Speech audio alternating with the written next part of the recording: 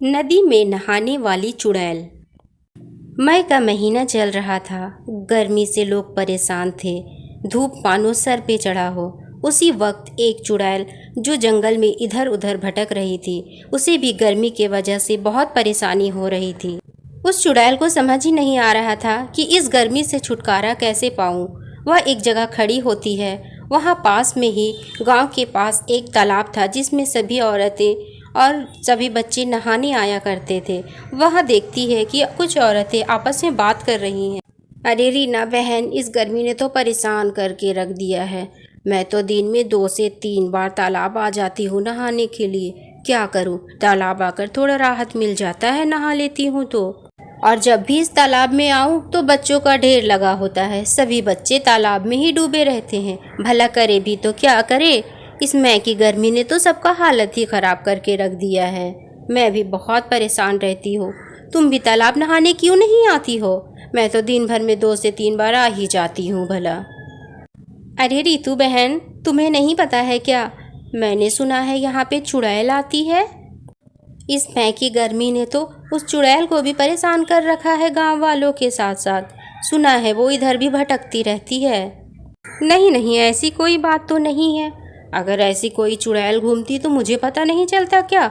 मैं तो दिन में 2-3 बार आती हूँ और जब भी आती हूँ यहाँ कोई ना कोई बच्चा या बड़े नहाते ही रहते हैं। मैंने तो कोई चुड़ैल को नहीं देखा।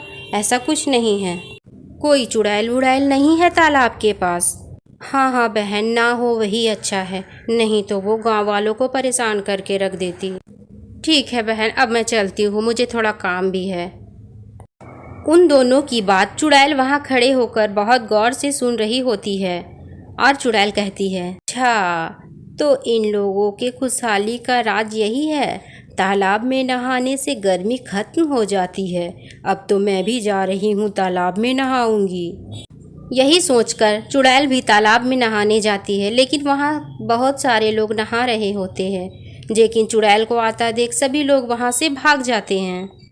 सब भागो यहाँ से, सब भागो, ये मेरा तालाब है, यहाँ सिर्फ मैं नहाऊंगी। हा हा हा हा हा हा।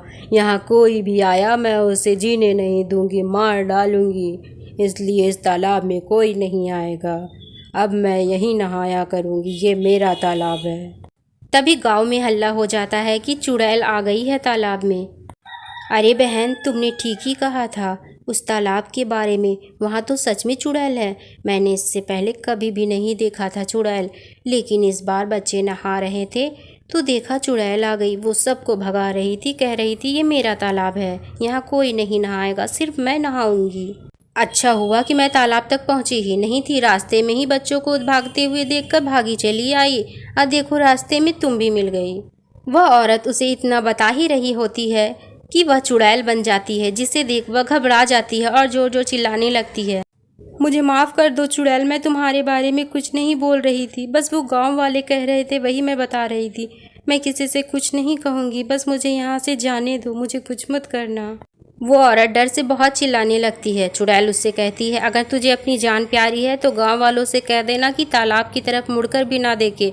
वो मेरा तालाब है और उस तालाब में सिर्फ मैं नहाऊंगी। वह औरत चुड़ैल से कहती है, चुड़ैल मुझे जाने दो, मैं जाकर गांव वालों से कह दूंगी कि ये तुम्हारा तालाब है और यहाँ कोई भी नहीं आएगा, वरना तुम उसे जिंदा नहीं छोड़ोगी।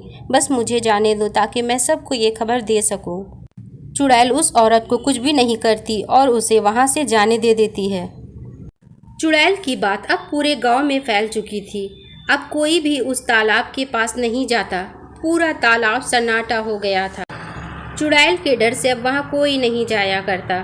बस चुड़ैल ही उस तालाब में आकर नहाया करती और मज़े करती। इसी तरह वक्त बीतता जाता है और कुछ ही महीनों के बाद बारिश स्टार्ट हो जाती है। बारिश के आ जाने से अब गांव वाले भी चैन की सांस लेते हैं। अब चुड़ैल भी उस तालाब में नहीं जाती है, क्योंकि अब तो चुड़ैल को जंगल में ही बारिश मिल जाया करती थी। इसलिए अब वह तालाब की ओर नहीं जाया करती, बल्कि जंगल में ही रहा करती थी।